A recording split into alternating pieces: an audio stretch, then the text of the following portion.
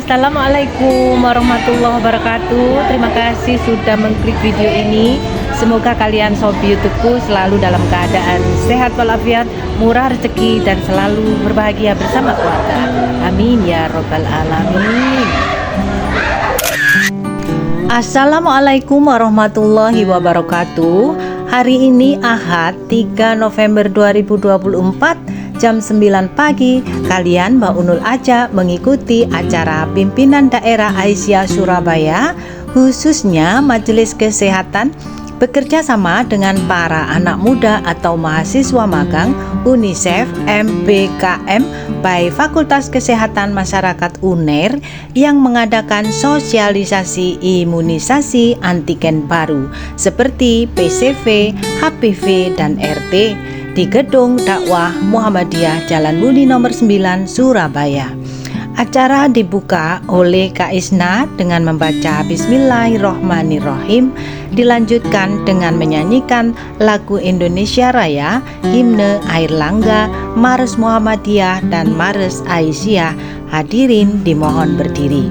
Acara selanjutnya adalah sambutan yang pertama dari Bapak Suradi, perwakilan dari UNICEF Surabaya, dan sambutan yang kedua dari Ketua Harian Pimpinan Aisyah Daerah Surabaya yang diwakili oleh Ibu Hajah Alma. Sebelum menuju ke acara utama, para mahasiswa tersebut memberikan pretest tentang hal-hal yang berhubungan dengan imunisasi kurang lebih 10 menit dengan membagikan lembar soal tanya jawab pilihan ada 3 lembar. Selesai mengerjakan soal-soal tersebut dikumpulkan dan ditarik kembali, tidak langsung dibahas karena mereka utamanya ingin mengetahui seberapakah ilmu pengetahuan yang sudah dimiliki oleh ibu-ibu Aisyah sebelum dan sesudah menerima paparan ilmu yang akan diberikan setelah ini. Untuk mengikuti keseruan, kemeriahan, kemanfaatan ilmu yang sudah disampaikan, yuk ikuti terus dan tonton video ini sampai habis ya. Jangan lupa like, comment, share, and subscribe bagi kalian yang baru saja menemukan Mbak Unul Official YouTube channel ini. Assalamualaikum warahmatullahi wabarakatuh. Waalaikumsalam warahmatullahi wabarakatuh. Ini bagaimana kabarnya bunda-bunda sekalian? Alhamdulillah. Luar biasa. Oke, sebelumnya mohon maaf karena sudah mengundang hari Minggu yang harusnya beristirahat di rumah. Terima kasih banyak karena sudah mengiyakan dan menyanggupi hadirannya untuk menghadiri sosialisasi antigen baru. Antigen barunya apa? Ada PCV, HPV, sama RV. Di sini sebelumnya ada yang udah pernah dengar PCV, HPV, sama RV belum benar-benar? Ada yang sudah, ada yang belum ya. Nah, di sini kita akan menyamakan informasi sehingga kalau bisa semuanya akan tahu dan bisa menularkan ke teman-temannya seperti itu. Boleh dibantu next, Mbak? Oke, untuk pembahasannya hari ini saya izin sambil bawa HP karena agak kejauhan dari sana. Ada 7 yang akan kita bahas, mulai dari PD3I, itu penyakit yang dapat dicegah dengan imunisasi sama imunisasinya. Kemudian kenapa sih kita, anak-anak kita harus diberikan imunisasi, kemudian dalil-dalil yang mendukung, penjelasan apa itu PCV, HPV, dan RV, cara kerja vaksin, tempat mendapatkan imunisasi, dan capaian imunisasi kita saat ini. Boleh dibantu next? Nah, sebelumnya di sini saya memperkenalkan diri dulu bunda. Di sini saya berdiri, saya Amanda, mahasiswa magang dari UNICEF, kebetulan penempatan di Puskesmas Kasendrowo. Kemudian ada teman saya tadi jadi MC bunda, namanya Mbak Isna. Satu lagi yang lagi ngefoto-foto, nanti kita kirimkan foto-fotonya bunda, namanya Mbak Azra. Dan satu lagi ini baru masuk, namanya Mbak Faiza. Boleh dibantu next? Oke, yang pertama bunda, di sini ada beberapa yang harus kita ketahui dulu sebelum nanti kita sebut vaksin, imunisasi, vaksinasi. Nah, dari yang pertama dulu bunda, ini tuh ada vaksin. Apa sih bedanya vaksin sama vaksinasi? Kalau vaksin itu produknya sesuatu yang dimasukkan atau sesuatu yang diberikan pada proses vaksinasi. Jadi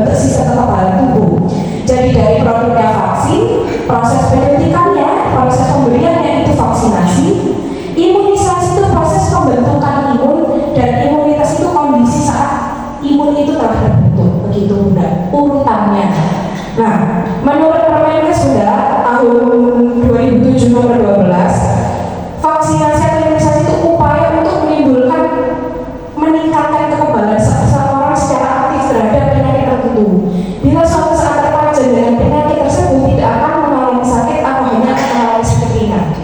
Jadi pada proses vaksinasi itu, di dalam produk vaksin itu isinya tuh entah bakteri, entah virus yang sudah dilemahkan atau bahkan dimatikan, yang kemudian disuntikkan ke dalam tubuh, diberikan ke dalam tubuh untuk memberikan sistem kekebalan tubuh. Kok bisa saya disuntikkan kok malah dia kebal?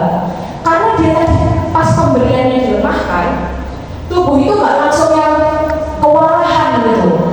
Perkenalan dulu, virusnya masuknya tuh nggak yang gedor pintu, tapi tok gitu.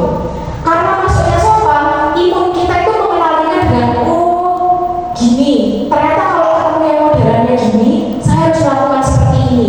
Nah, pada proses imunisasi itu tadi akan terbentuk sistem kekebalan tubuh atau imunitas, sehingga pada saat nantinya virus yang nggak lemah, virus benerannya datang, tubuh itu udah tahu harus ngapain sih sebenarnya tubuh itu. Seperti itu. Kenapa? Makanya vaksin itu bisa mencegah seseorang terkena sakit atau mencegah seseorang itu sakitnya parah seperti itu. Boleh dibantu next?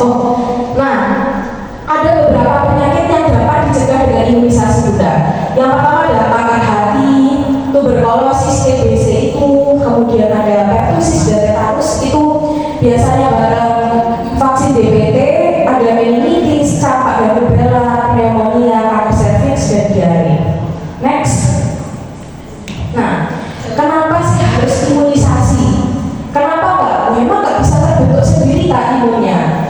Karena imunisasi yang pertama, terutama untuk anak-anak ya, karena itu haknya mereka untuk mendapat perlindungan. Imunisasi itu hak untuk bayi dan anak, hak untuk semuanya seperti itu.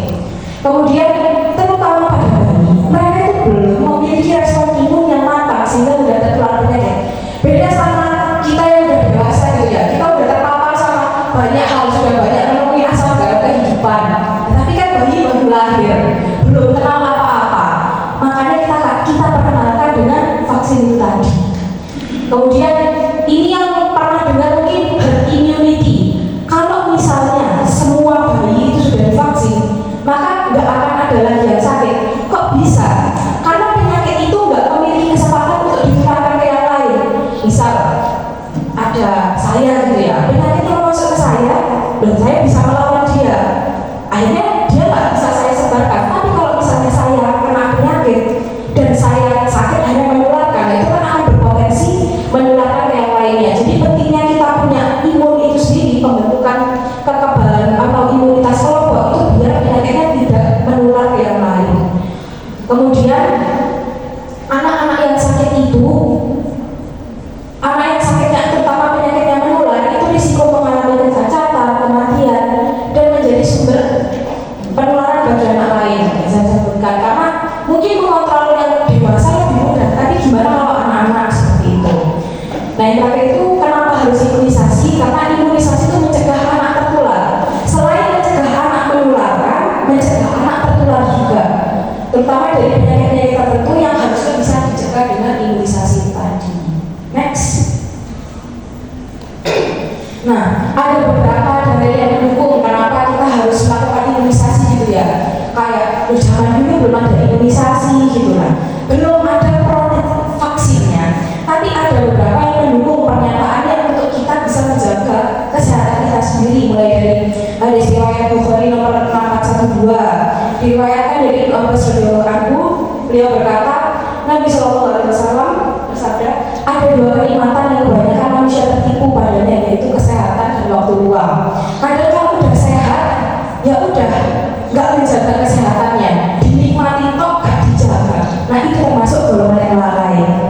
Kemudian ada hadis riwayat dari Abu Daud nomor 3372. Dari Abu Darda diriwayatkan, beliau berkata, Rasulullah SAW bersabda, sesungguhnya Allah telah menurunkan penyakit dan obat dan menjadikan bagi setiap penyakit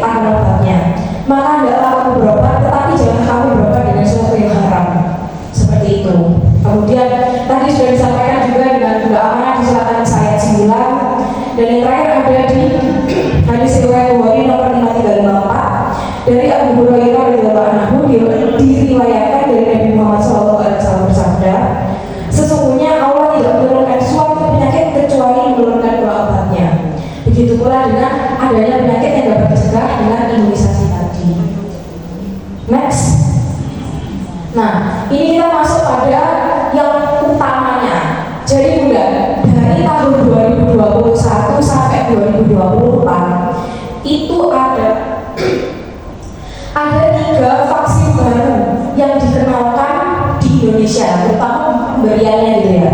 Di tahun 2021 itu imunisasi pertama masuk itu yang HPV, itu untuk mencegah kanker serviks. Next. Nah, kanker serviks ini disebabkan oleh apa? Untuk agennya yang menyebabkan dia sakit itu namanya virus human papilloma virus. Makanya namanya vaksinnya HPV, human papilloma virus. Terutama itu di tipe 16-16 itu jenis virusnya Bunda. Nah, gimana sih cara penularannya kanker serviks ini? Gimana sih kok bisa ya virusnya ini membuat sakit dari satu orang ke orang lain? Nah, infeksi HPV ini yang menyebabkan kanker serviks dari orang ke orang itu ditularkan melalui vagina, dubur atau anus, terus kemudian mulut, hubungan seksual, dan sentuhan melalui kulit lainnya yang memang bagian kulit tersebut telah atau ketempelan virusnya itu tadi. Makanya sebenarnya anjuran yang paling sederhana untuk menjaga kesehatan cuci tangan. Soalnya kan ada asal kalau kita virus apa gitu ya, termasuk si human papilloma virus ini. Next. Nah, vaksin HPV dosis dan alasan pemberiannya. Vaksin HPV ini diberikan pada anak kelas 5 dan kelas 6. Kok mudah banget dikasihnya? Emang anak-anak ini bakal kena kanker serviks di usia segitu. Nah, vaksin ini lebih efektif kalau diberikan lebih awal. Vaksin lebih efektif jika diberikan lebih awal, terutama pada usia para remaja, agar dia itu menghasilkan antibodi yang lebih banyak setelah vaksinasi dibandingkan usia remaja. Jadi kalau dikasihnya pas kelas 5, kelas 6, itu akan ada waktu untuk vaksin atau antibodi itu bereplikasi, akhirnya dia lebih siap menghadapi apa yang akan terjadi ke depan.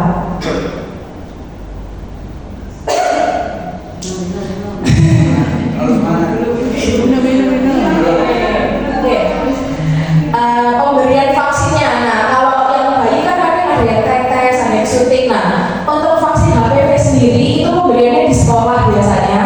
Itu proses vaksinasinya itu disuntik di lengan atas bagian sini gitu Bunda. Terus fungsi terlindungi fungsi pemberian vaksin lebih awal itu juga anak-anak yang divaksin sebelum mereka aktif seksual itu memiliki peluang lebih besar mendapatkan manfaat. Jadi kan kadang belum anak yang nggak sakit kok divaksin gitu, kok diobati. Nah, kalau misalnya dia sudah memiliki kekebalan tubuh lebih awal, kecacatan atau hal yang tidak diharapkan lainnya dari penyakit itu bisa lebih dikurangi atau diminimalkan seperti itu. Next. Nah, di 2021 tadi dikenalkan HPV. Di 2022 ada lagi yang dikenalkan, namanya pneumokokal konjugasi vaksin ke vaksin PCV. Dia ditujukan untuk mencegah radang paru, radang otak, bakterinya atau sepsis. Itu invasif pneumococcal disease, penyakit pneumokokal yang invasif. Next. Nah, untuk penyebabnya, kalau yang tadi kanker serviks yang menyebabkan itu human papilloma virus atau HPV, kalau ini yang menyebabkan bukan virus tapi bakteri yang namanya Streptococcus pneumonia. PCV ini kalau ini gampangannya kayak ada pneumonia. Nah, itu untuk mencegah terjadinya itu. Penularannya seperti apa? Kalau HPV tadi kan dari kulit ya, dari sesuatu yang menular tersebut. Nah, kalau dari PCV atau bakteri pneumococcus ini tadi lewat udara, sama kayak COVID kemarin, ada sih batuk nggak ditutup. Nah, terutama kalau mereka punya ada sih riwayat radang paru, pneumonia, wes itu menular kemana-mana itu. Satu kali bersih, persikannya kemana-mana, nular satu nggak karuan gitu ya. Gejalanya seperti apa? Pada pasien itu biasanya ditandai dengan demamnya tinggi, panasnya tinggi, batuk, gelisah kayak gak tenang gitu, terus rewel, sesak nafas. Kalau pada bayi itu batuk dan atau pada sesak nafasnya itu cepat kayak menggeh-menggeh gitu, kayak gitu. Terus diikuti oleh tarikan dingin pada bagian dalam. Itu nanti ada videonya dan bervariasi sebenarnya wujudnya. Nah, untuk anak-anak sendiri itu gejalanya itu nyeri kepala dan nyeri perut dengan muntah. Next, nih gejala pneumonia kurang. Kenali riwayat batuk atau kesulitan bernafas dalam kurun waktu 14 hari. Misalnya dalam 14 hari itu anaknya batuk terus gitu ya. Menunjukkan gejala-gejala ini. Batuk biasanya 3-5 hari. Ada beberapa gangguan pernafasan, kesulitan bernafas, sesak nafas, frekuensi nafasnya cepat, terus itu di bagian dinding bawah bayi atau anak yang jenengan itu ada tarikan ke dalam gitu. Sama satu lapis oksigen di bawah 92 itu harus diwaspadai. Bisa ya sebelum separah ini pun dibawa ke puskesmas biar nggak pas parahnya baru dideteksi pada itu. Next. Nah ini ada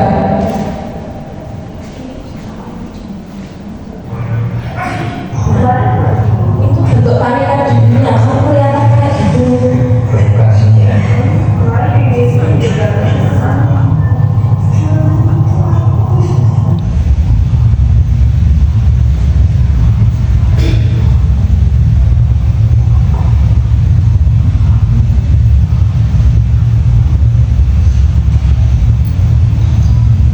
Nah itu tadi contohnya, kalau dilihat anaknya, anak tetangganya, cucunya ada memiliki gejala seperti itu, mohon diingatkan untuk segera dirujuk ke dokter atau ke puskesmas seperti itu ya. Nah, vaksin PCV ini diberikan kalau tadi HPV itu untuk anak sekolah, untuk anak kelas 5 dan 6. Kalau ini untuk bayi usia 2 dan 3 bulan, disuntik di lengan, disuntikan di pahanya. Nah, tapi nggak berhenti di pas masih bayi aja. Ada yang namanya lanjutan. Tadi Pak Suradi sempat bilang juga, sekarang itu bukan imunisasi dasar lengkap, tapi imunisasi rutin lengkap. Jadi nggak cuma pas bayi toh, tapi pas besar itu ada follow up-nya. Biar nggak, pas bayi pernah diimunisasi imunnya ada, tapi kan kita nggak tahu kayak makanannya sekarang macam-macam, terus gaya hidupnya macam-macam. Imun itu akan berkurang, makanya perlu untuk dilakukan imunisasi ulang. Nah, itu biasanya di usia ini, kalau yang PCV itu di usia 12 bulan dengan cara sama disuntik di pahanya. Kenapa sih kok ada vaksin PCV di 2022 ini, vaksin baru ini? Karena pneumonia itu pesantren di Indonesia, wong batuk di Indonesia terus bunganya tak berhenti. Terus pneumonia itu penyebab utama morbiditas dan mortalitas, keparahan dan kematian pada bayi. Itu pneumonia merupakan salah satu yang penyebab terbanyak seperti itu. Nah, kemudian untuk proporsi kematiannya pada bayi usia kurang dari 12 bulan itu kalau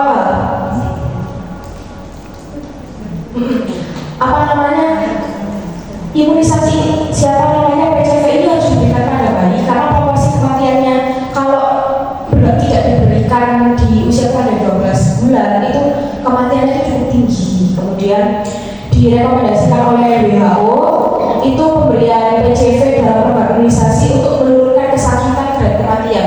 Jadi bisa aja sudah diberikan vaksinasi PCV tadi, tapi dia tetap sakit. Ya karena nggak ada yang tahu bagaimana sistem kekebalan itu terbentuk. Tapi kalau misalnya dibandingkan anak yang diimunisasi dan tidak diimunisasi PCV, mereka yang diimunisasi kalaupun kena pneumonia itu gejalanya lebih ringan seperti itu. Next, tadi udah 2021, 2022, di 2023 dikenalkan lagi imunisasi baru itu namanya rotavirus. RV itu vaksin RV itu rotavirus untuk mencegah diare akut. Di sini kalau diare orang dewasa ya harus dibiarin aja gitu ya. Tapi pada anak itu bisa menimbulkan banyak sekali bahaya, terutama dehidrasi seperti itu ya. Next. Nah, untuk diare akut ini atau bahasa infeksi ini disebabkan oleh virus namanya rotavirus.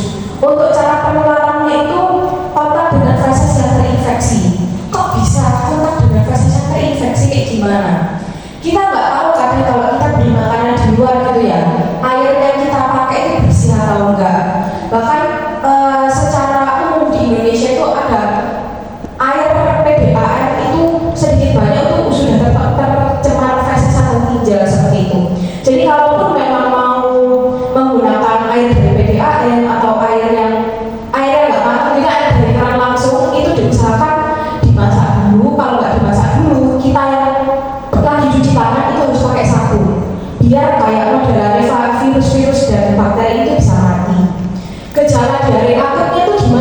bedanya diare akutnya sama diare biasa. Nah, untuk masa inkubasi atau masa perkembangbiakan si rotavirusnya tadi itu kurang dari 48 jam.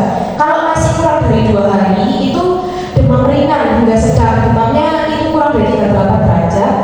Terus ini dia muntah yang seringkali muntahnya itu sering dan hebat gitu, kayak parah namanya itu. Terus kemudian di hari kedua itu gejala diarenya itu masih terus. Nah di hari kedua hingga hari kelima gejala muntahnya itu udah mulai mereda, tapi diarenya itu terus udah 5 hampir 1000 kok diare terus itu sudah harus dicurigai. Diare kan bisa terus terlanjut terus nyalur ke atas, infeksi saluran pernafasan atas, kemudian infeksinya semakin cair, anus menjadi lecet dan muncul dehidrasi dan penurunan berat badan. Anak lemes berat badannya turun masih susah, makannya susah, tambah turun terus. Nah itu harus diwaspadai. Next lagi. Ini type of vaksin RV, dosis dan alasan pemberiannya. Dia RV tadi kalau yang HPV itu kan di anak usia sekolah, kalau yang PCV tadi di umur 2-3 bulan sama 1 tahun. Nah yang RV ini diberikan itu 3 kali, yang bareng puskesmas masing-masing bayi itu di usia 2, 3, dan 4 bulan. Diberikan itu secara oral, secara tetes. Kalau yang 2 tadi disuntik, yang ini ditetes secara oral 5 tetes tanpa menyentuh mulut bayi dan harus dilengkapi paling lambat sampai bayi usia 6 bulan. Minimal sampai 6 bulan bayi itu sudah divaksinasi 3 kali itu. Kenapa saya kok harus vaksin RV? Tadi udah harus vaksin HPV, harus vaksin PCV. Kok saya kata kok saya kok banyak banget? Karena diare itu merupakan salah satu penyebab kematian tertinggi pada bayi. Kayak kelihatannya sepele ya, kayak diare kok ya, tapi siapa yang sangka kalau misalnya diare itu merupakan penyebab kematian tertinggi pada bayi yang disebabkan utamanya oleh rotavirus ini. Karena itu penting sekali dilakukan pencegahan, makanya dibuatkan ini loh sama pemerintah dan tenaga kesehatan, dibuatkan biar nggak ada sakit lagi. Terus imunisasi ini juga untuk mencegah risiko kematian. Iya benar, kalaupun nanti anaknya itu kena infeksi rotavirus, seenggaknya kemungkinan kematiannya itu akan menjadi lebih rendah seperti itu. Next. Nah, ini yang tadi sempat disinggung sama Bapak Surya pada saat pembahasan gitu ya. Dulu kan imunisasi bayi lengkap, yang diimunisasi cuma bayi tok, cuma posyandu. Tapi sekarang diganti jadinya imunisasi rutin lengkap. Itu ada di 5 fase kehidupan. Pada saat ibu hamil bersalin dari nifas itu dilakukan antenatal care terpadu. Antenatal care itu kalau ini pendampingan pada saat kehamilan dan sebelum kehamilan itu. Nah itu akan dilakukan imunisasi tetanus tifoid ini. Tetanus toksinoid gitu. Terus kemudian di usia bayi dan balita itu ada yang kemarin itu imunisasi lengkap dan untuk bayi dan balita. Terus pada usia sekolah itu juga ada imunisasinya, imunisasi rutinnya itu imunisasi lengkap usia sekolah dan screening imunisasi tetanus bagus. Wanita usia suburinya yang kelak akan memiliki anak itu harus dilakukan imunisasi tetanus. Kemudian di usia dewasa itu kita lakukan screening dan imunisasi tetanus bagus seperti sama pada saat anak usia sekolah. Terus ada pelayanan imunisasi COVID-19 program. Nah, untuk di lansia, untuk semuanya, semua populasi itu ada imunisasi COVID-19 program. Next. Nah, ini untuk jadwal imunisasi rutin lengkapnya mungkin boleh difoto, nanti kita bagikan juga.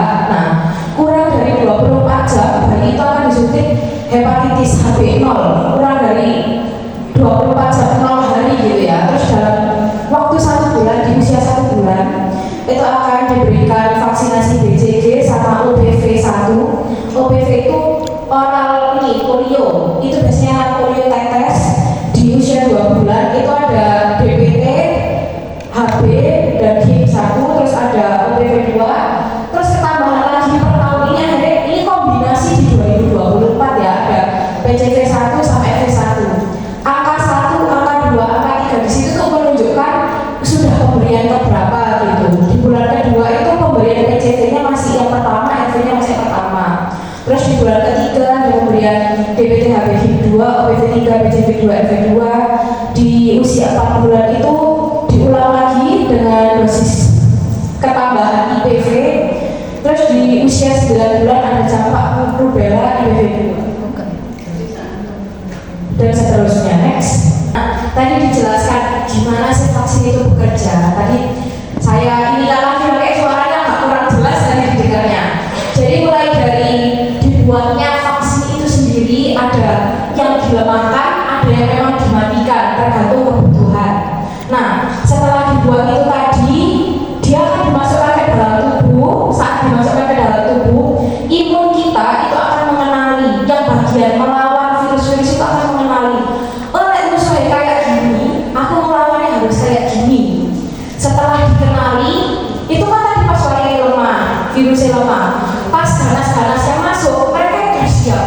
Waduh, saya kemarin datang lagi aku harus seperti ini. Pada akhirnya diulang-ulang terus sama sistem imun itu tadi, akhirnya mereka kenal dan akhirnya pada saat itu terjadi udah ada tameng di diri kita. Itu sistem kerjanya vaksin. Nah, dari tadi kalau vaksin imunisasi, di mana sih bisa didapat imunisasi PCV HPV RV ini? Yang pertama ada di posyandu balita. Biasanya di posyandu balita itu udah ada jadwalnya ya, ada adanya, anak-anaknya, cucu-cucunya gitu. Ada posyandu juga, nah itu bisa didapatkan di sana. Kemudian di puskesmas, kalau misalnya ternyata pas jadwalnya vaksin, jadwalnya posyandu itu tadi anaknya sakit, nah terus harus ya kan tetap harus dilakukan ya, pas saya sembuh bisa dibawa ke puskesmas, disusulkan gitu. Nah bisa juga didapatkan di rumah sakit. Kalau misalnya kurang cocok atau gimana, kayak terus waktu ini sibuk kayak gimana, bisa dibawa ke rumah sakit dan yang lainnya bisa di fasilitas pelayanan kesehatan resmi lainnya. Nah, selain itu program imunisasi itu juga bisa didapat di bulan imunisasi anak sekolah. Mulai Oktober sama November kemarin, kalau di wilayah tempat saya makan di Puskesmas Astrowo, itu Oktober sama November ini program biasnya. Jadi kita ke sekolah untuk melakukan imunisasi di anak-anak itu tadi, seperti itu. Next. Nah, ini capaian imunisasi kita dari tahun ke tahun. Ini per tahun 2023 ke ini belum final, belum selesai karena kan per Oktober kemarin ya. Tapi capaiannya lumayan bagus, lumayan naik terus seperti itu. Untuk RV-nya juga diusahakan kalau sudah di RV1, RV2 diselesaikan sampai rotavirus 3 juga gitu. Next. Nah, dukungan yang kami harapkan, kita semua harapkan, terutama dari PDA itu sendiri, dari Aisyah itu sendiri, itu sosialisasi mengenai pentingnya imunisasi rutin lengkap. Harapannya dari apa yang sudah disampaikan hari ini bisa ditularkan, bisa disampaikan, bisa dilanjutkan informasinya kepada rekan-rekan lainnya. Kemudian diharapkan juga penggerakan sasaran dari bayi balita itu dibawa ke posyandu setempat untuk mendapatkan imunisasi. Tahu ada sih, kayak itu karena imunisasi nggak punya ini, nah itu diajak kalau dibawa diingatkan untuk diimunisasi. Kemudian juga menghimbau kepada anggota agar anak usia sekolah mendapatkan imunisasi. Kemarin itu ada kejadian di salah satu sekolah itu yang orang tuanya yang menentang pemberian imunisasinya sampai tanda tangan bermaterai dan lain-lain seperti itu. Padahal kita tidak tahu anaknya itu mau apa enggak, tapi dari orang tuanya nggak mau. Nah itu mungkin bisa diberikan pendekatan dari benar-benar saya kayak dikasih tahu, diedukasi seperti itu. Kemudian harapannya juga bisa dibantu dalam mendata bayi dan balita yang belum mendapatkan imunisasi lengkap dan melaporkan ke petugas atau kader di puskesmas biar di follow up seperti itu.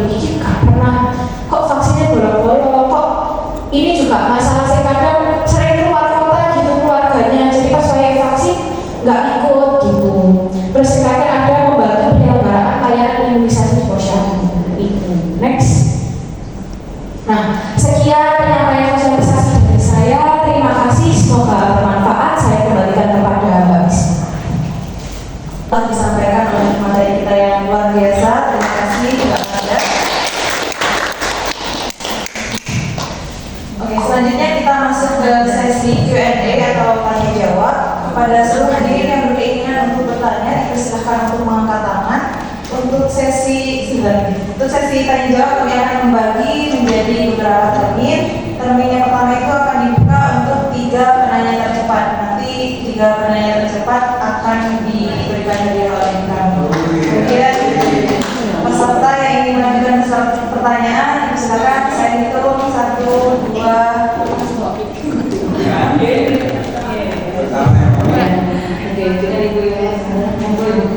Perkenalkan, saya Ibu Nini dari Majelis Kesehatan Daerah dari Asia. Ini Pak, untuk masalah imunisasi itu saya pernah ada suatu di kampung saya itu ada satu waktu imunisasi tidak mau gitu.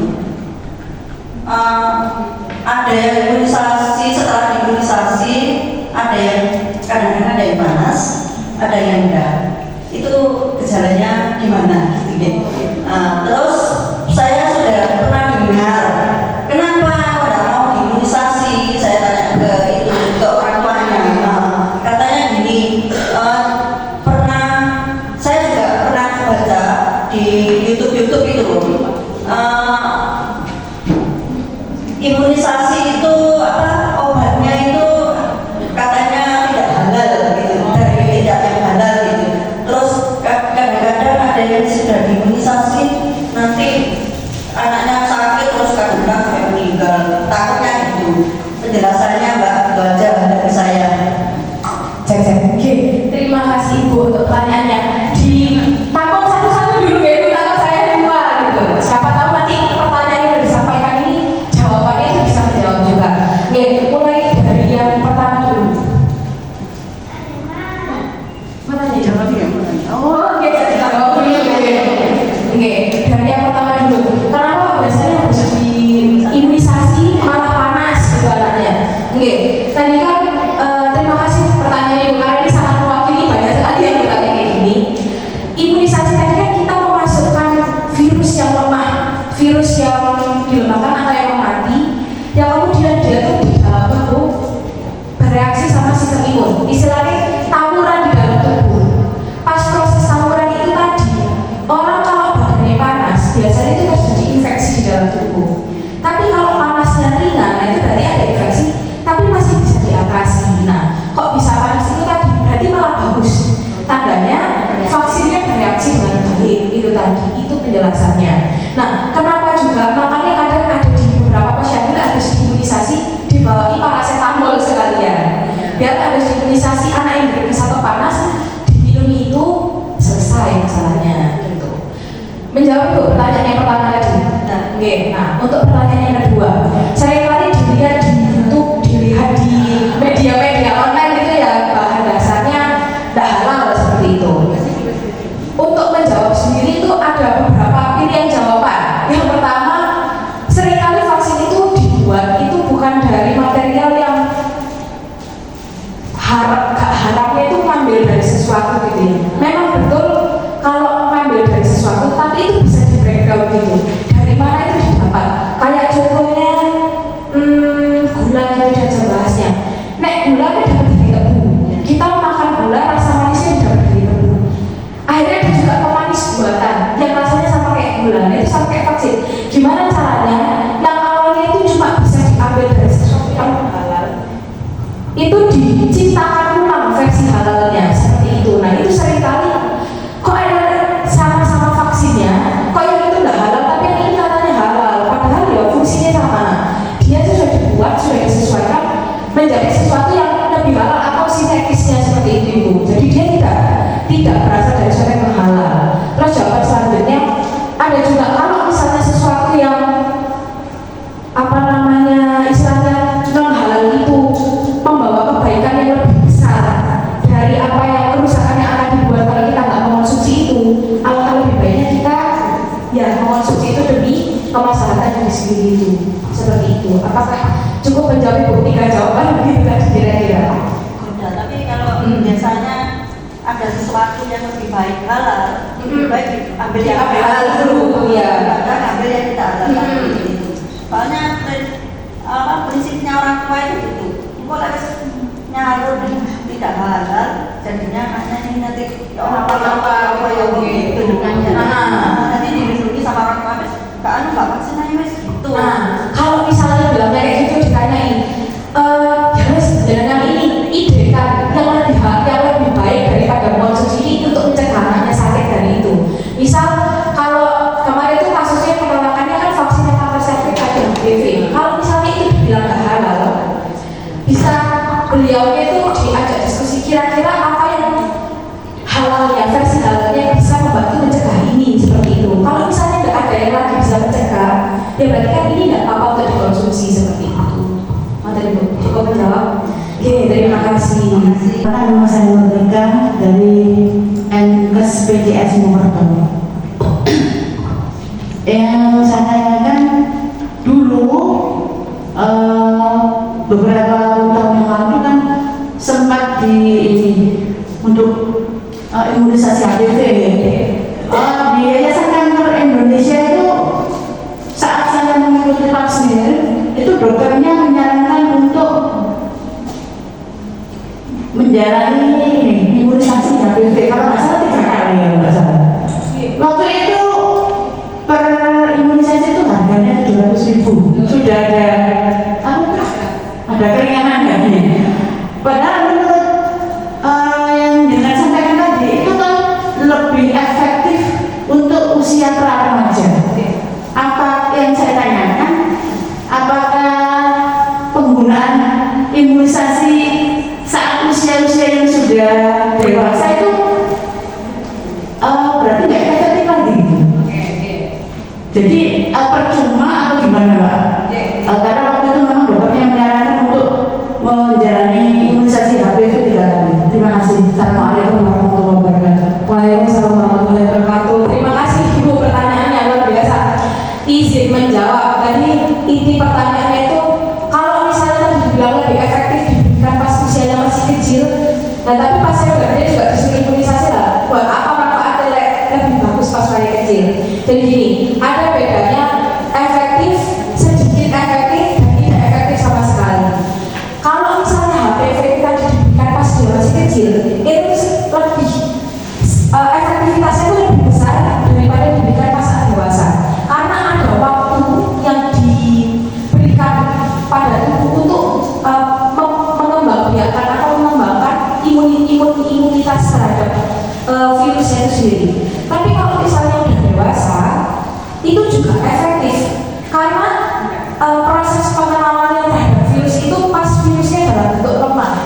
Jadi contohnya gini, lebih baik divaksin meskipun udah besar daripada tidak divaksin sama sekali seperti itu. Efektivitasnya tetap ada, tapi memang lebih baik pas usia muda. Tapi kalau misalnya pas sudah gede, seusia saya juga ini kan sudah harusnya HPV sendiri yang ke rumah sakit yang bayar gitu ya. Itu Istilahnya saya sudah seperti itu tetap harus karena kita nggak ada yang tahu kita ya apa yang akan terjadi karena ya kanker itu kan sesuatu yang seharusnya bisa dapat dicegah dengan gaya hidup dan termasuk untuk yang kanker cervix ini dengan imunisasi. Kalau nggak dilakukan imunisasi atau vaksinasi itu sama sekali, berarti let's say di imunisasi pas kecil 90% tidak akan terkena.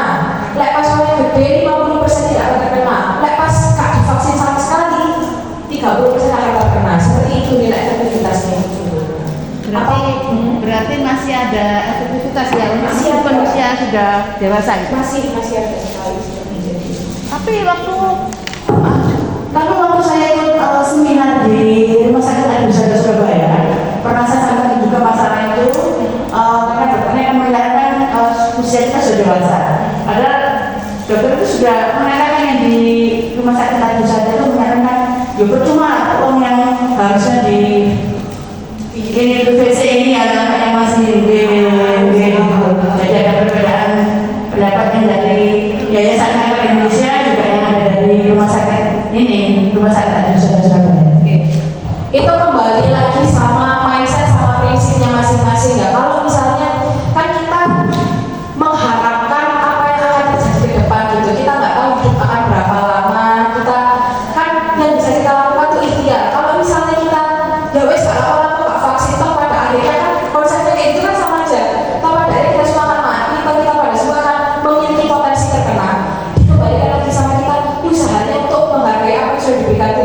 menjaga diri kita ini biar gak sakit. Mengeman-eman harus dikasih Tuhan sehat jasmani rohani, kok tidak kita lindungi dengan imunisasi itu tadi. Jadi meskipun sudah sepuh, sudah tua seperti itu, kalaupun bisa kita semua terkena risiko seperti itu. Jadi kalau bisa kita kurangi risikonya seperti itu.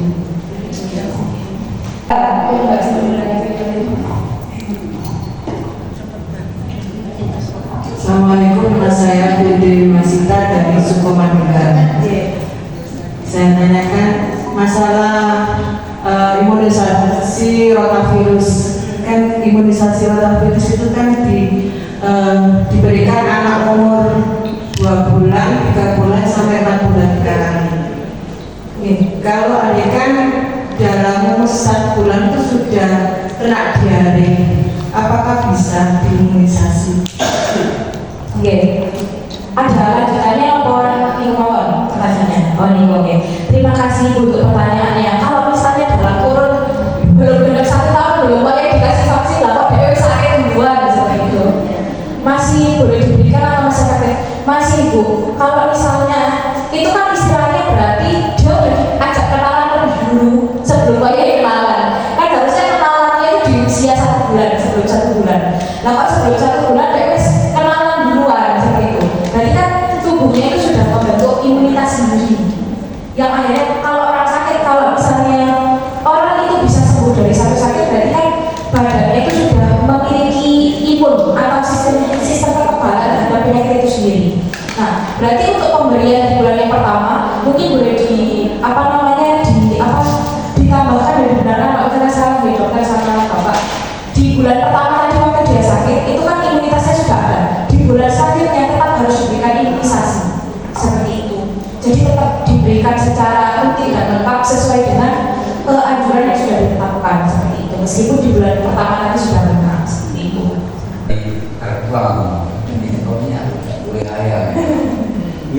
Saya catat yang harus merah-merah. Tadi pertanyaan ibu yang pertama, jilbab pink atau apa namanya? Merah pink. Ini memang kurang bisa mengenai nama saya. Dua, sudah imunisasi apa sakit? Ya, sakit-sakitnya kalau orang sudah imunisasi, insya Allah sakit ini berat. Jadi kasus-kasus difteri, tetanus yang meninggal biasanya imunisasi no. Tapi kalau imunisasi 1 kali saja, insya Allah kuat.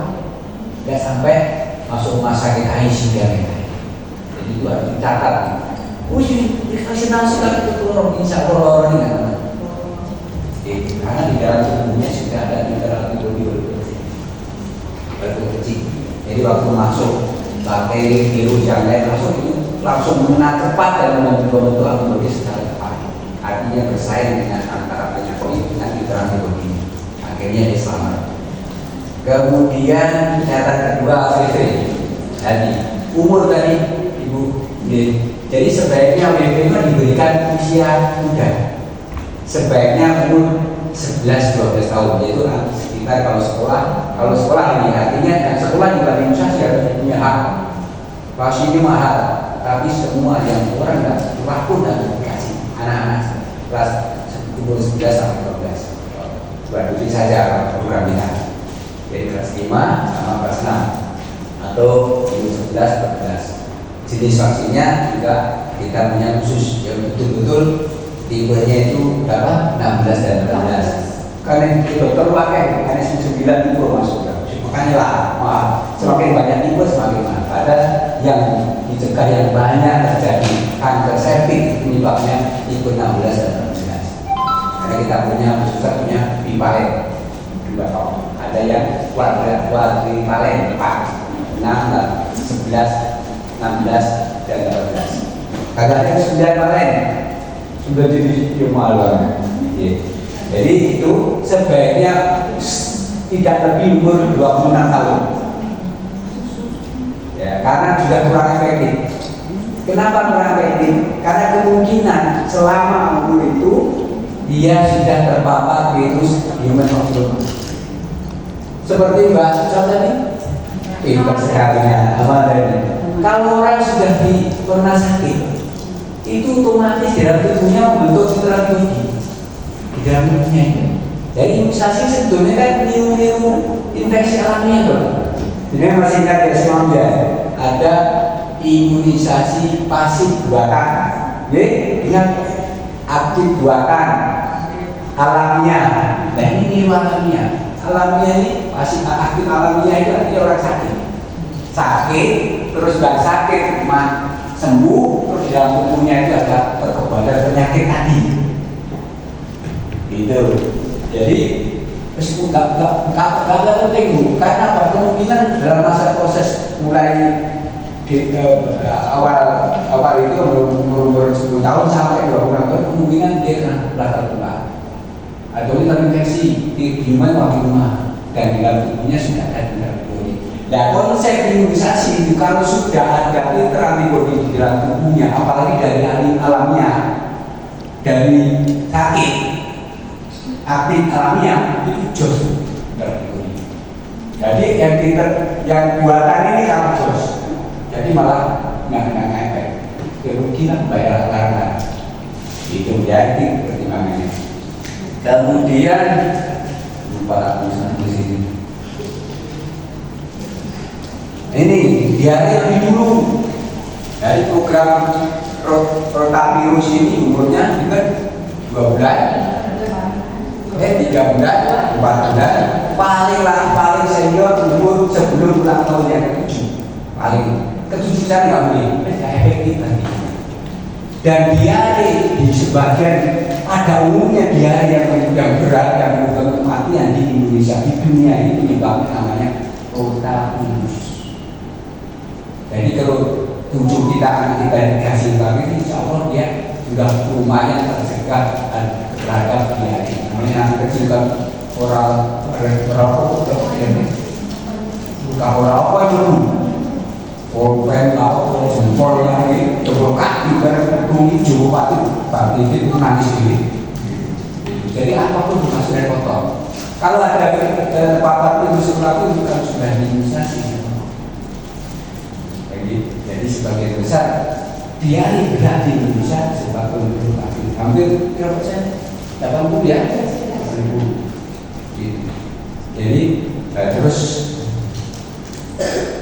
Jadi kalau itu tadi betul enggak aman ya. Kalau walaupun dia di pusat itu udah belum punya tetes rotavirus dikasih lagi, kenapa? Belum tentu ya biar waktu umur 1 bulan tadi penyebabnya rotavirus. Imunisasi itu sifatnya spesifik protection gitu ya. Spesifik protection artinya perlindungannya itu spesifik. Nah di tetes rotavirus coli belum sakit, jadi disebabkan oleh E. coli. Apa istilahnya? E. coli. Escherichia coli. Kemudian rotavirus. Banyak dua ini. Kalau dikasih tetes rotavirus, Escherichia coli nggak langsung kena diare meneng. Oh sih tetes rotavirus kok tetap jadi? Iya diare tapi bukan menyebabkan rotavirus. Insya Allah kalau E. coli rapat ya. Mari dewi gitu. Tapi rotavirus biasa sampai ke rumah sakit, entah ini virus bayi kecil dari rumah sakit. Jadi harus kita cegah. Bis sebentar ya. Oke. Assalamualaikum warahmatullahi wabarakatuh. Waalaikumsalam. Terima kasih kepada semua narasumber yang mungkin sudah bersedia untuk saling sharing dan memberikan jawaban-jawaban kepada kalian khususnya yang saya tidak tahu. Yang pertama berkaitan dengan human papillovirus. Ya, kalau tadi di Ibu yang sisi sana menanyakan bahwa bagaimana efektivitasnya kalau diberikan pada usia yang sudah lebih dewasa, gitu ya. Tadi narasumber sempat memaparkan bahwa diberikan sedikit mungkin itu agar imunnya itu lebih panjang lebih awal.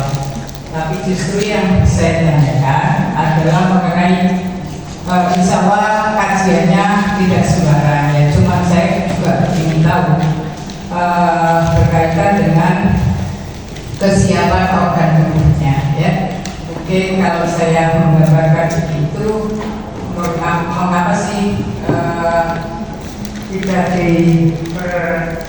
dianjurkan untuk perkawinan pernikahan dini. Itu salah satu faktornya kan itu. Nah, untuk papillovirus ini yang saya tanyakan adalah kesiapan organ tubuhnya, ya. Kemudian juga mungkin semua vaksin, semua yang diberikan, insya Allah tujuannya adalah satu, dalam rangka mungkin kesehatan. Tapi barangkali mungkin ada sedikit dampak yang mungkin kita biar bisa prepare gitu ya untuk menerima, nantinya bisa mengatasi dampak-dampak itu. Itu yang pertama ya saya, mumpung ketemu para Genzi yang sangat ini namanya graduate gitu ya. Kalau saya bergerak di bidang ini cuma sudah tua graduate ini, sudah pensiun gitu ya. Jadi ini diberikan ini menyiram lagi ya, saya terima kasih lama. Yang kedua adalah yang berkaitan dengan pneumonia, ya. Pneumonia. Ini untuk pneumonia sebenarnya kalau pneumonia kan bakteri ya, yang diberikan ini apakah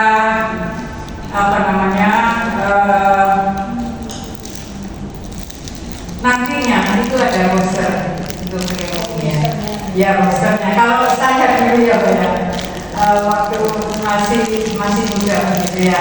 Kan insya Allah tentang usia 12 itu ada booster di sini ya Pak ya. Ya. Yang pertanyaan kedua yang saya tanyakan itu adalah kemudian kalau melihat pneumonia sendiri itu sangat menakutkan, walaupun kalau itu bakteri ya, bukan virus secepat virus penularannya, tapi kan juga cepat begitu ya. Yang ingin saya tanyakan dengan vaksin ini, insya Allah merupakan salah satu mata rantai. Barangkali mungkin bisa disampaikan juga, karena kayaknya sangat menakutkan gitu ya, kalau pneumonia ini. Karena penularannya dari berbagai ya, dari berbagai. Itu yang kedua. Yang ketiga adalah mengenai yang diare ya.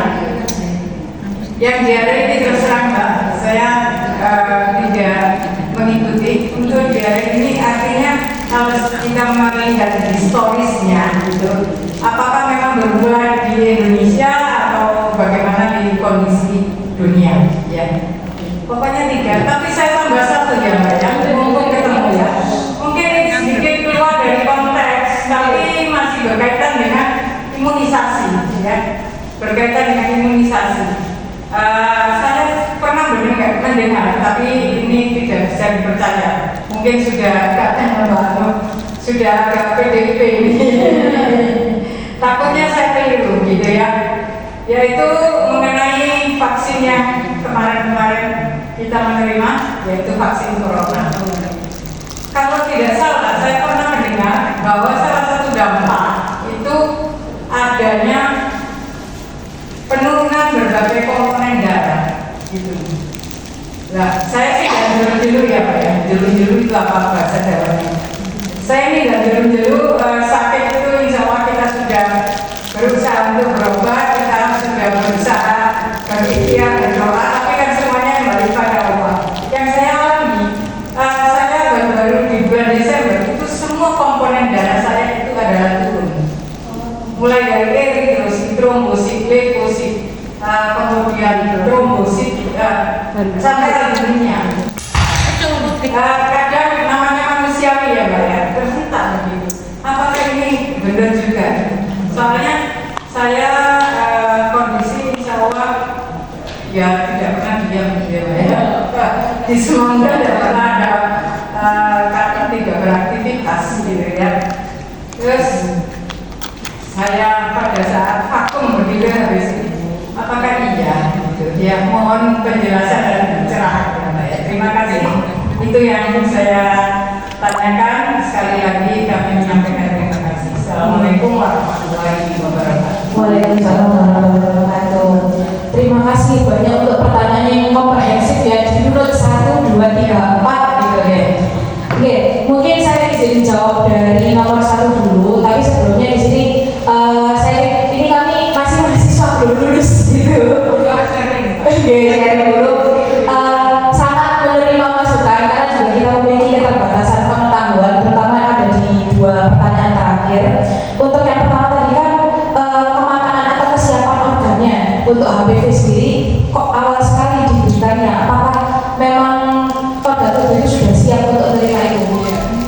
Oke, untuk jawabannya insya Allah sudah, karena untuk penentuan target atau sasaran itu juga itu pasti selain dari dipertimbangkan dari usia mana yang kira-kira berisiko, itu juga dikasih dari kira-kira di usia berapa mereka itu siap untuk menerima atau antibodinya itu siap untuk menerima jenis vaksinasi itu.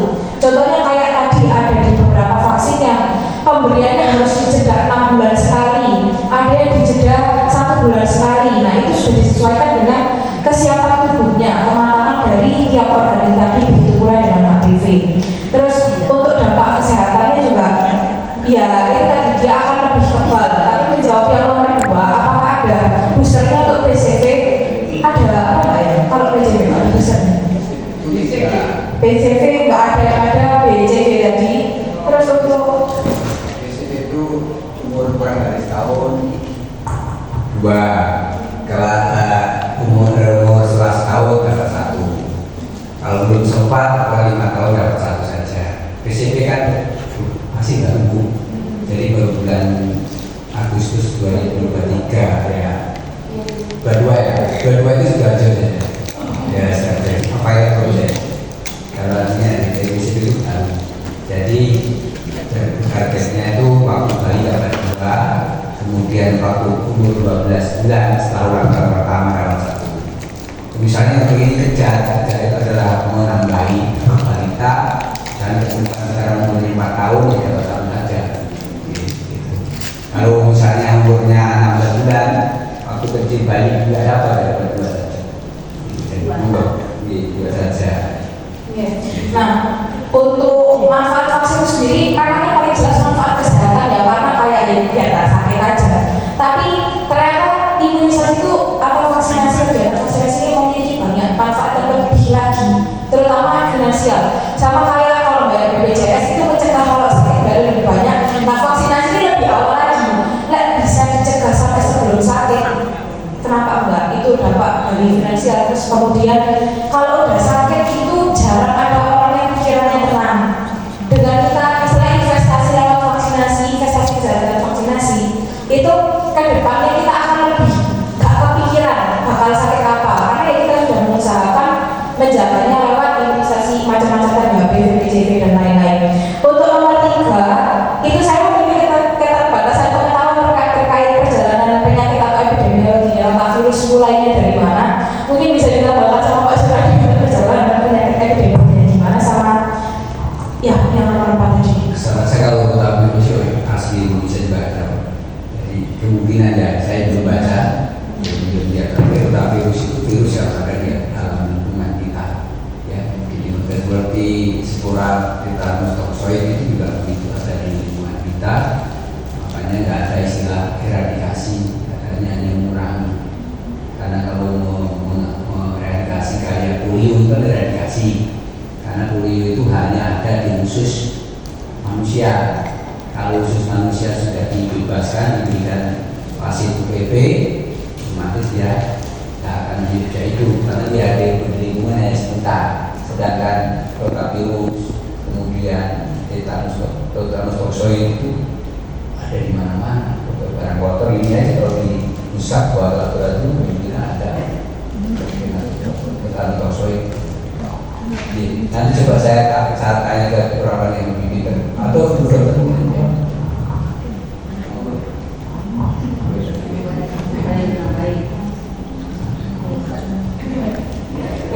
Sama untuk yang pertanyaan nomor 4 itu agak di luar kemampuan saya ya menjawabnya, untuk efek samping atau semua. Namanya vaksin itu semuanya ada efek sampingnya.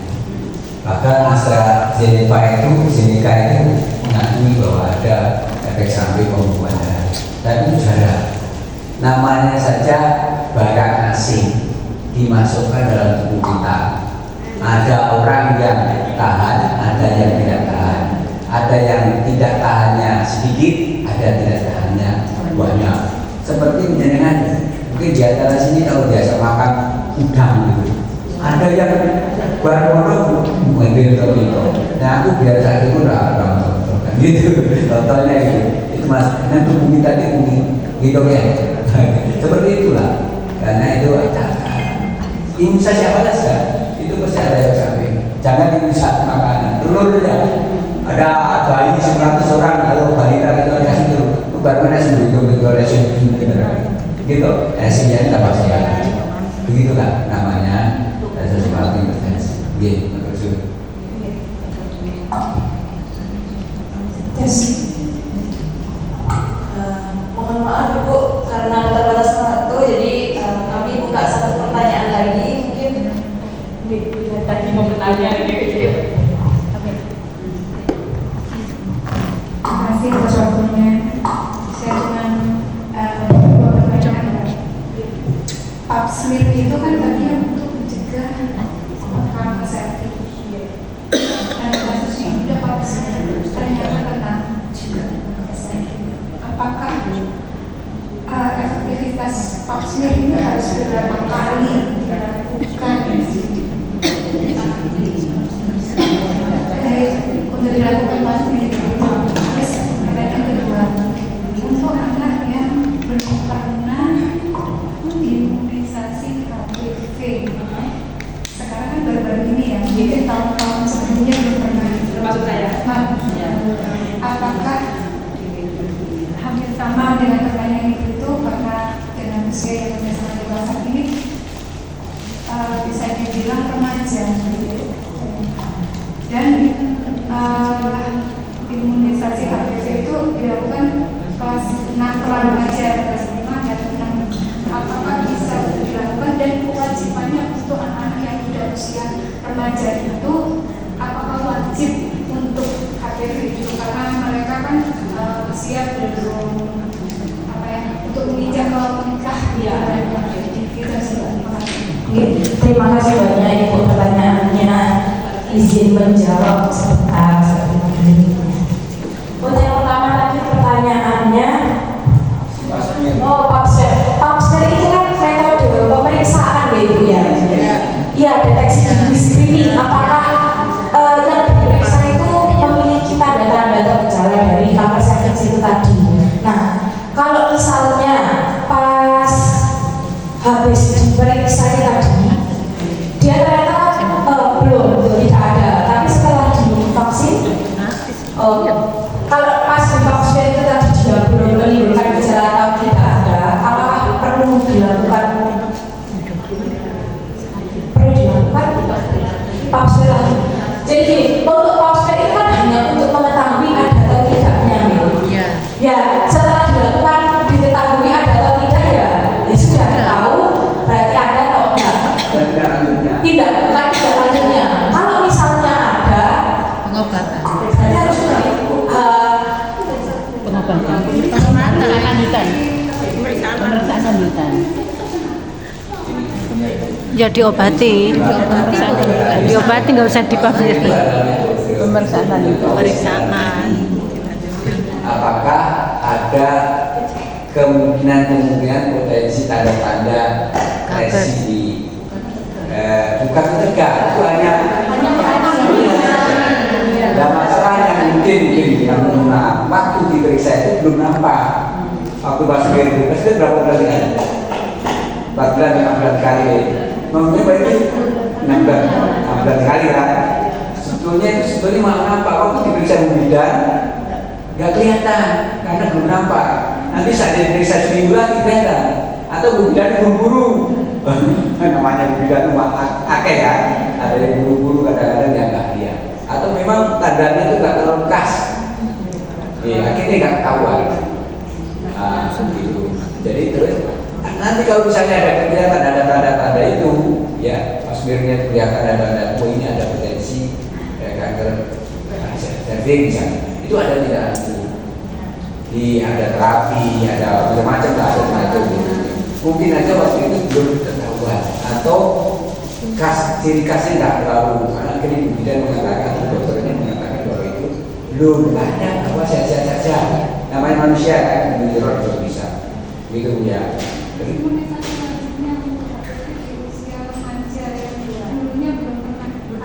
Ya itu, hanya itulah kelemahannya kalau negara kayak Indonesia, negara miskin gitu kan. Kalau negara lain namanya misalnya HPV itu sudah dari dulu, makanya namanya kanker cervix itu yang paling banyak di negara-negara yang seperti kita ini. Makanya ada antigen baru itu kan karena sudah lumayan mampu tinggi, kemudian dipaksa kayak WHO, kamu harus vaksinasi rakyatmu, PSBB harus bertamirus. Tergantung pemerintah jadi tidak bikin jumlah aja nih. Banyuwangi karena itu balik. Jadi itu. Jadi program-program ini atas rekomendasi WHO, Rorotor periksa kali WHO. Kalau nggak periksa karena nggak naik jadi tol macam kesehatan masyarakat ya. Ya wajibnya kalau bisa umurnya tadi ya di bawah 96 tahun.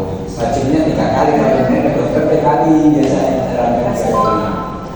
Kalau di puskesmas dokternya tadi bilangkan nanti nggak boleh vaksin yang ada di puskesmas itu dipakai untuk orang selain SD nggak boleh karena terbatas kemampuan tadi. Kalau misalnya rakyat masyarakat oke kasih seperti hal itu di Surabaya, kota Surabaya kan dari dulu itu Indonesia belum ada, Indonesia paham akhirnya dia mengadakan belanja untuk bikin APD tadi. Itu inisiasi contohnya. Oke. Tiga.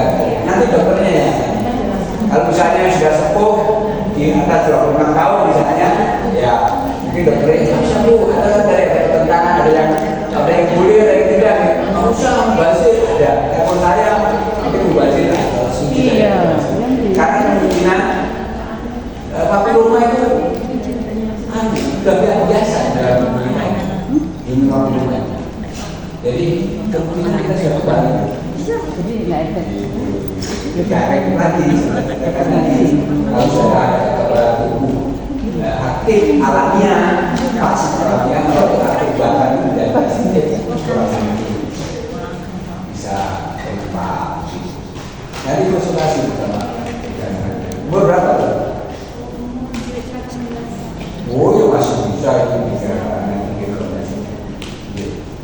apalagi kan mungkin yang punya bukan penyakit turunan sebetulnya ini ya, tapi bisa juga kelemahannya sama ini enggak karena kanker cervix anaknya hati-hati harus hati-hati karena bukan keturunan biasa ya, tapi mungkin organ itu punya kelemahan yang sama seperti saya, bapak saya itu punya sakit pusing dalam tanggal 3 umur saya itu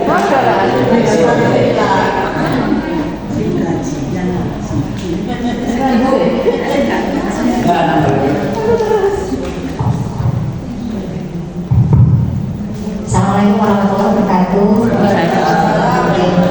Izin menambahkan Pak Subari. Oke. Sebetulnya sudah banyak yang dipaparkan terkait dengan pertanyaan dari ibu sekalian tadi luar biasa ya. Banyak macam-macam dan juga jawaban dari mbak-mbak mahasiswa ini juga luar biasa. Alhamdulillah ini menambah wawasan kita semua, insya Allah bermanfaat. Terkait dengan pertanyaan yang terakhir, apakah pap smear ini pencegahan? Memang strategi pencegahan kanker cervix salah satunya dengan mendeteksi secara dini. Jadi mendeteksi secara dini salah satunya caranya dengan pap smear. Kalau di kalangan kita ya, kalau di puskesmas biasanya dengan IVA, inspeksi visual asam asetat, itu lebih mudah dan lebih gampang, nggak juga tidak mahal. Kalau pap smear mungkin mahal ya, agak pernah ke atas. Kalau ini mau deteksi cek masih bisa pakai IVA. ternyata masih kena kanker ini serviks. Nah ini berarti sudah tadi yang disampaikan Pak Subari, bisa jadi waktu ini Pak Smir belum kelihatan ya, perjalanannya masih dorman ya, istilahnya vaksinnya belum terlalu masuk, akhirnya nggak kelihatan ini apa lesi-lesi di daerah vagina dan serviksnya itu ya. Memang betul salah satunya dengan pencegahan dengan deteksi secara dini pakai pap smear. Bisa jadi dengan pencegahan dari HPV ini, salah satunya dengan imunisasi. Memang perkembangan imunisasi ini kan berjalan luar biasa ya, termasuk ada teknologi baru banyak berkembang di dunia. Di Indonesia juga rotavirus itu baru masuk di tahun 2002-2003. Nah ini juga merupakan hal baru bagi kita, dan ini untuk kemajuan bersama sehingga didapatkan harapannya ke depan ya. Ini apa generasi muda kita itu bisa sehat dan kuat semuanya tentunya. Mungkin itu saja tambahan dari saya. Terima kasih banyak. Dok, tanya ini ada, saya biasanya gini, anak-anak muda itu sering kena, ada yang diserang kenaan, kebanyakan anak-anak muda. Apa benar kalau anak-anak itu kebiasaan pakai celana jeans ketat itu apa bisa mengakibatkan kanker serviks juga? Banyak kan saya pernah dengar sih gitu, ketat, sering pakai celana jeans gitu, apa bisa gimana ya memakai celana jeans kayaknya jadi mulai badannya ini bisa kanker serviks. Oke, mungkin ya sekilas saja saya sampaikan terkait dengan memang 3 bulan ini Pak dan adik-adik kalian, kita sedang sosialisasi terkait dengan cash pro, termasuk dari TK dengan sosialisasi ini PHBS, dan juga cash pro itu ke anak-anak SD, SMP, SD kelas 5 kelas 6 yang melakukan Aisyah ini, dan di cabang maupun di PDA Kota Surabaya melakukan promotif preventif dengan ini apa edukasi ke anak-anak, dan SMA dan SMK itu kita lakukan ini apa berkeliling ke sekolah-sekolah untuk menyampaikan terkait dengan edukasi cash pro ini. Salah satunya mungkin tidak hanya itu, juga ke pengajian-pengajian ini apa ibu-ibu lansia, termasuk juga deteksi ini ya kanker leher serviks itu ya. Memang ini apa penyebabnya itu adalah sama ya, itu kuman virus HPV ini ya, penyebab kanker serviks. Salah satu pencegahannya, jadi pertama dengan deteksi secara dini, yang kedua bisa dengan imunisasi, terus kalau yang ketiga dengan pengobatan. Kalau pencegahannya dengan menggunakan apa menggunakan celana jeans atau pakai ketat, itu sebenarnya dilihat dari kesehatan reproduksinya sendiri, organ reproduksinya. Cara membersihkan itu juga berpengaruh. Jadi misalkan kalau bapaknya itu juga berpengaruh. Misalkan ganti celana dalam itu mungkin pakai sarian nggak ganti-ganti, nah itu kan juga berpengaruh. Jadi efek dari situ itu memang mempengaruhi kebersihan dari area V. Makanya itu salah satu faktor saja. Selain banyak faktor-faktor yang lain mungkin dari makanan di lingkungan. Makanya anak-anak sekarang itu sukanya makan pengawet, banyak ada pewarna, dos, nah itu pengembang. Nah itu juga malah memperberat ya kondisi ke depan. Makanya kalau dari dinas kesehatan kan germas ya Pak. Jadi gerakan masyarakat hidup sehat, dan selain makan aktivitas fisik, juga selain makan makanan yang bergizi gitu ya. Mungkin itu ya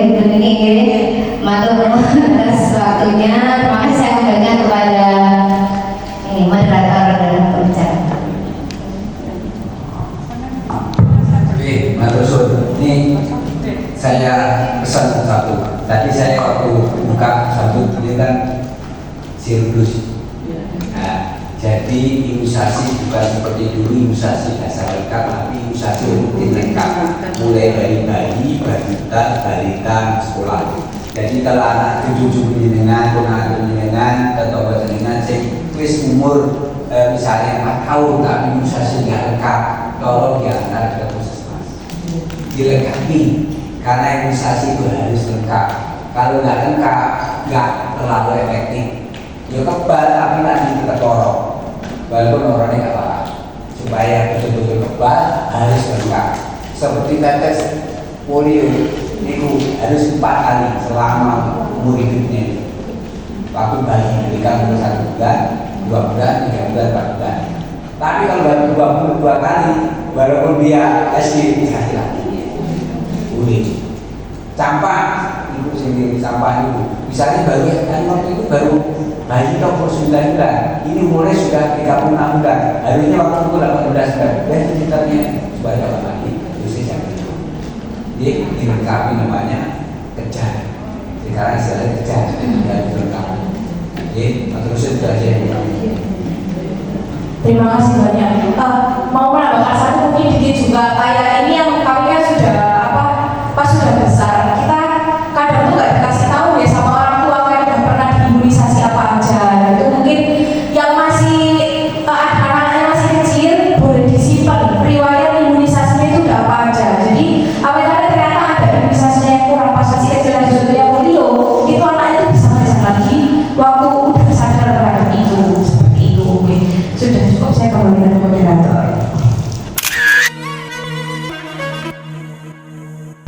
Demikian tadi akhir dari acara sosialisasi imunisasi HPV, PCV, dan RT. Kolaborasi antara PDA khususnya Majelis Kesehatan Surabaya dengan mahasiswa MBKM UNICEF by Fakultas Kesehatan Masyarakat UNER. Acara ini ditutup oleh Kak Isna dengan mengucapkan Alhamdulillahirabbil alamin. Namun masih ada satu acara lagi yang masih dikerjakan, yaitu memberikan lagi lembar tanya jawab yang pertama kali diberikan, dengan harapan adanya perubahan pemikiran dan pemahaman tentang ilmu yang sudah disampaikan, supaya para ibu-ibu Aisyah daerah dan ibu-ibu Aisyah cabang se-Surabaya bisa mengerti, paham akan ilmu yang sudah disampaikan, dan bisa untuk disebarluaskan ke seluruh anggota Aisyah, baik itu ke seluruh anggota Aisyah daerah dan anggota Aisyah cabang se-Surabaya. Diakhiri dengan foto-foto bersama dan pembagian tali asih, acara ini ditutup. Terima kasih banyak bagi kalian sobat YouTubeku yang terus mendukung dan menonton video ini sampai habis ya. Semoga Allah Subhanahu wa Ta'ala membalas semua kebaikan kalian dengan kebaikan yang berlipat-lipat ganda. Stay happy, stay healthy, and stay connected. Wassalamualaikum warahmatullahi wabarakatuh.